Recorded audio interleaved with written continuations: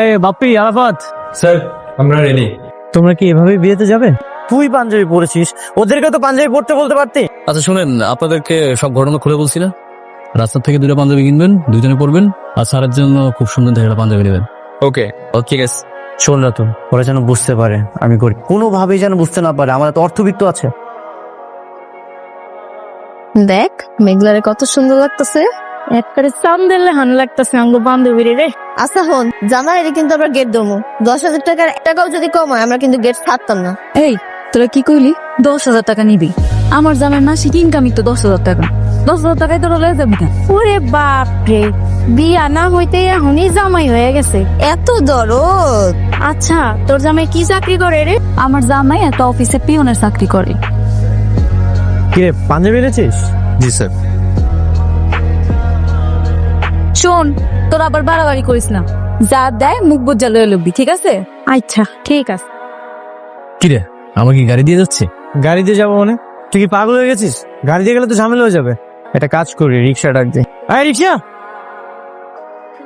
আরে দুলা ভাই আসছে, দুলা ভাই। দুলা ভাই কষ্ট করে গেট ধরছি, 10,000 টাকার 1 টাকাও কম দিলে গেট ছাড়তাম না।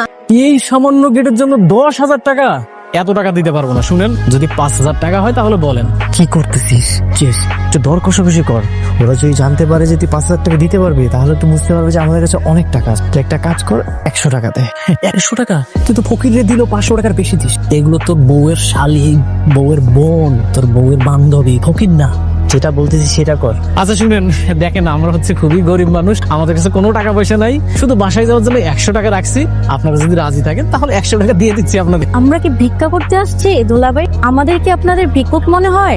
1 টাকাও কম নেব না, পুরা 10,000 দিতে হবে। আচ্ছা ঠিক আছে, তুই 200 টাকা দিয়ে দে।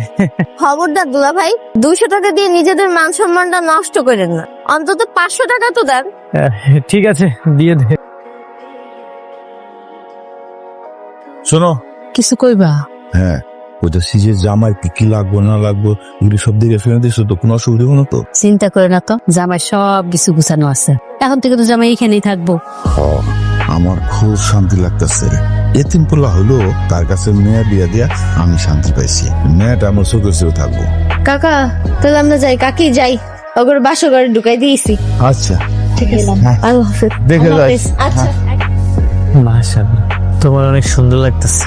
আপনারও অনেক সুন্দর লাগতেছে। আপনার জন্য একটা জিনিস আনছিলাম, আপনার হাতে একটু দিবেন? এইটা তো অনেক দামি জিনিস, এটা কেন আনতে গেছে? আমার একটা ছাগল আছিল, আব্বা ওটা বিক্রি করে দিছে। বিক্রি কইরা শখ করে আপনার লোক আন্টিটা বানাইছে। আপনি এটা স্মৃতি হিসেবে রেখে দিবেন।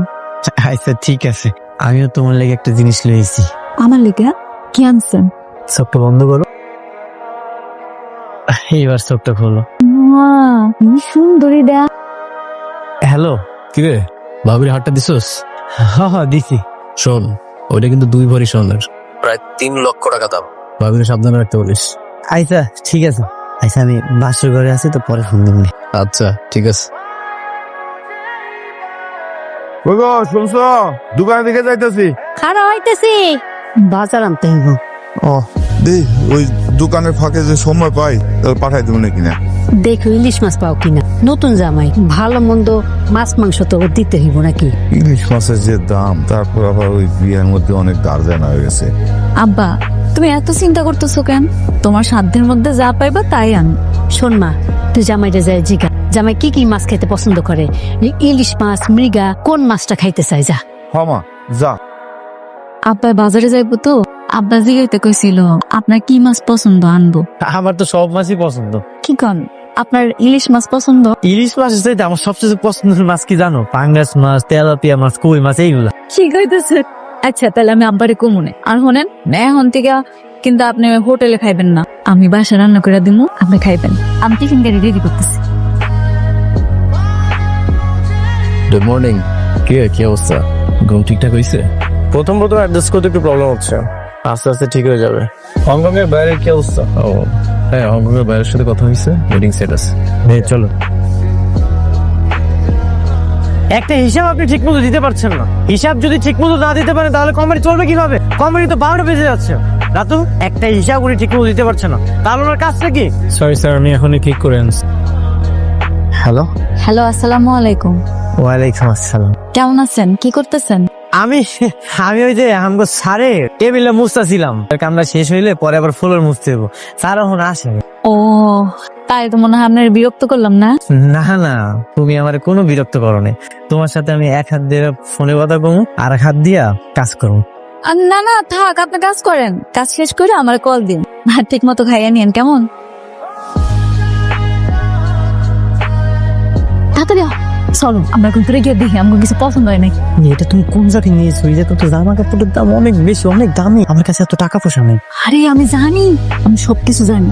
শোনো, এর আগে আমরা অনেক আইসি, সুন্দর সুন্দর জামা কাপড় পরে দেখি আমার কেমন দেখা দেখি। পরে কেউ জিগালে আমি কই তো জামা পছন্দ হয় নাই, আপনাকে জামা আমি নিবো না, নাই খাবেন। এরপরে চলে যাই।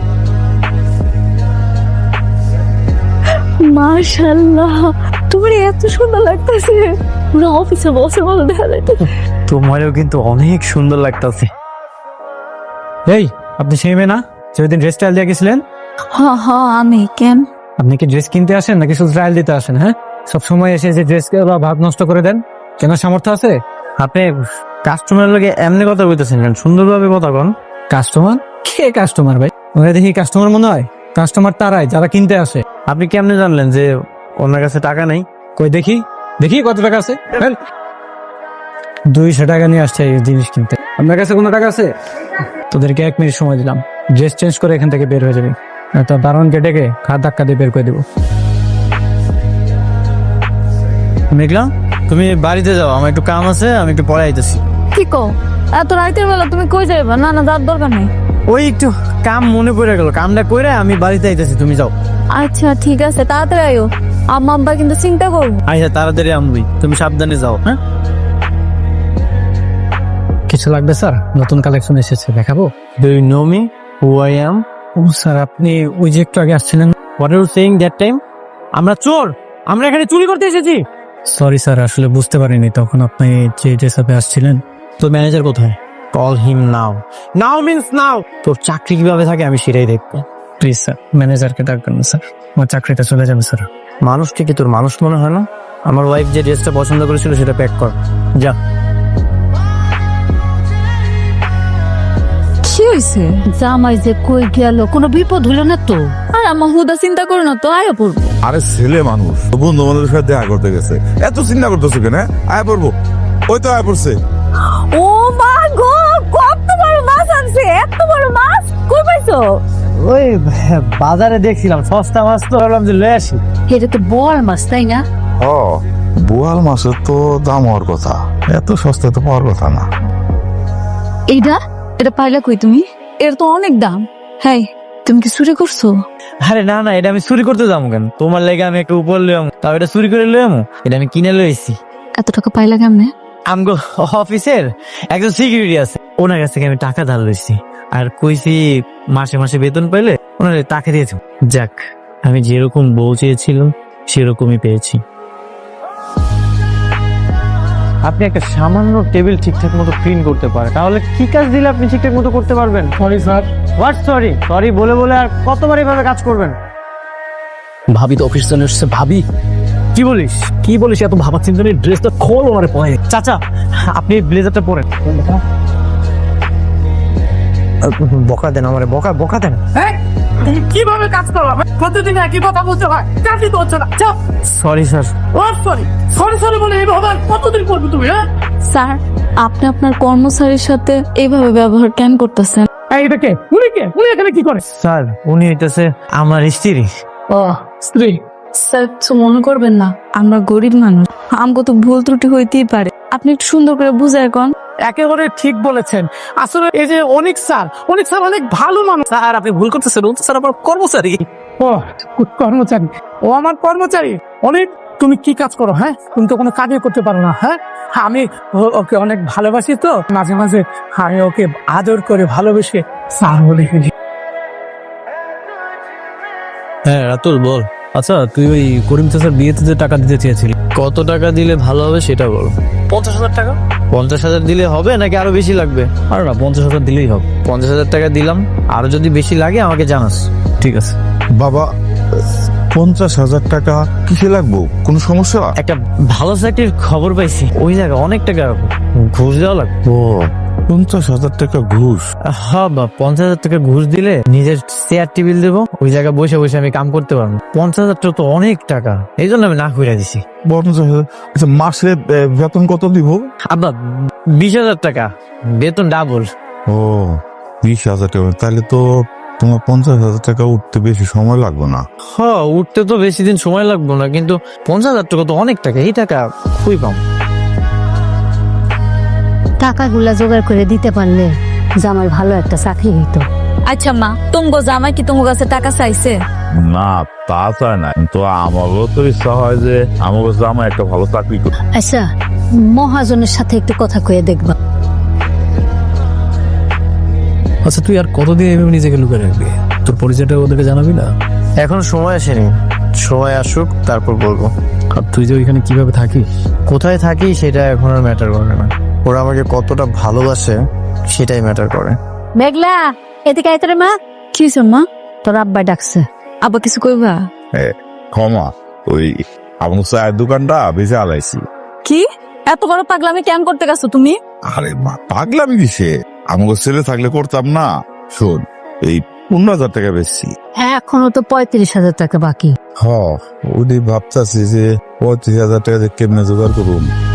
আমার এই কানের দুল জোড়া বিক্রি করে। আরে আম্মা কি শুরু করতেছো? আরে রাখ, এখন তো স্বর্ণের দাম অনেক, 35,000 টাকা বেশি হয়েই যাইব। আরে না না, তোমার তো এটা ছাড়ার কিছুই নাই। আচ্ছা, এগুলো দিয়ে আমি কি করবো? হ্যাঁ, আমি মরে গেলে তো আমার মাইয়াই পাইব। ওদের নাই কামে এসুক। কি শুরু করে দিছো তোমরা? তুমগো জামাই জানলে কিন্তু খুব কষ্ট পাইবে। শোন, জামাই যদি জিজ্ঞেস করে তাহলে কবি আব্বাই কোনোভাবে না কোনোভাবে জোগাড় করছে, এটা টাকাগুলি করে রেখে দাও। শোন মা, আমার কোনো ব্যবস্থা হইবই। তাছাড়া জামাই আছে না, জামাইকে আমাকে ফালাই দিব। এতগুলো টাকা আপনারা কেমনে ব্যবস্থা করলেন? ওই একজনের থেকে আনলাম আর কি। এতগুলো টাকা একজনের থেকে আনছেন?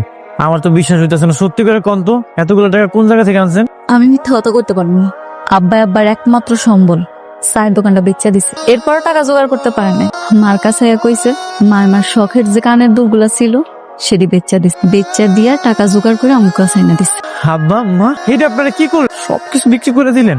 শোনো বাবা, এই সবই তো আবার কেনা যাবে, কিন্তু সবসময় তো ভালো চাকরি পাওয়া যায় না। তুমি চাকরিটার জন্য ব্যবস্থা করো বাবা। বাবারে, তুমি তো আমাকে পণ না, তাই না? তুমি আমার সন্তানের মতো। তোমার যদি একটা ভালো চাকরি হয় তাহলে তোমরা ভালো থাকবা, আমার মায়েরাও ভালো থাকবো। এর চাইতে আনন্দ কি আর আমার আছে?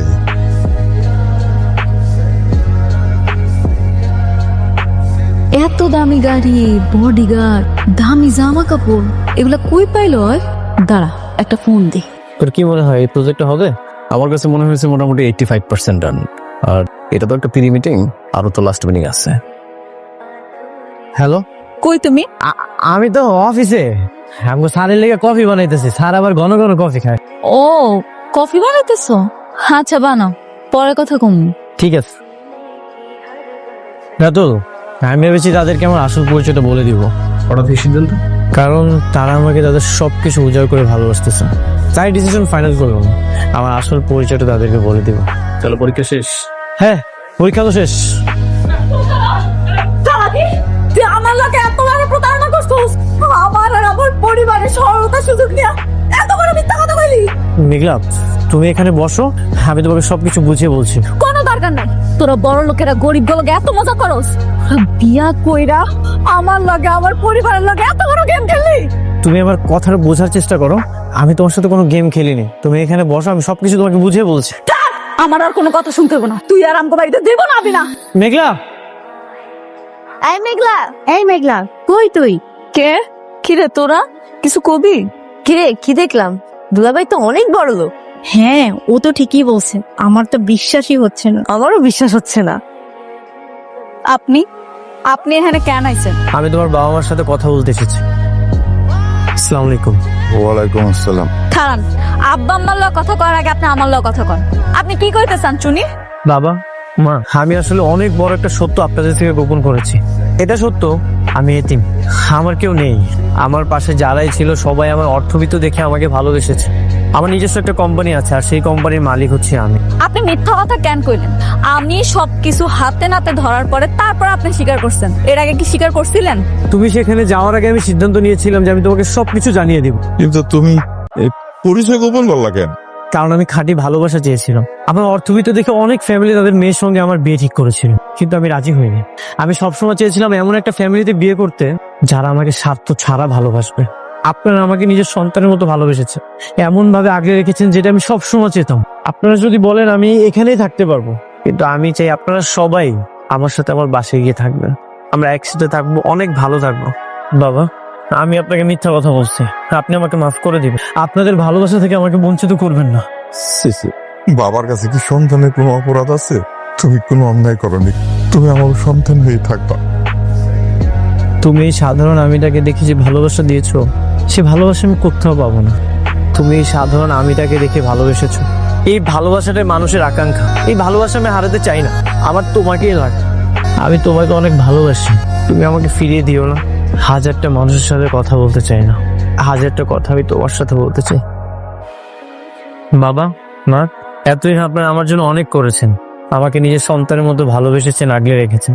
এখন আর আমি আর একটা কথা শুনতে চাই না। আপনারা এখন থেকে আমার বাসাতে থাকবেন।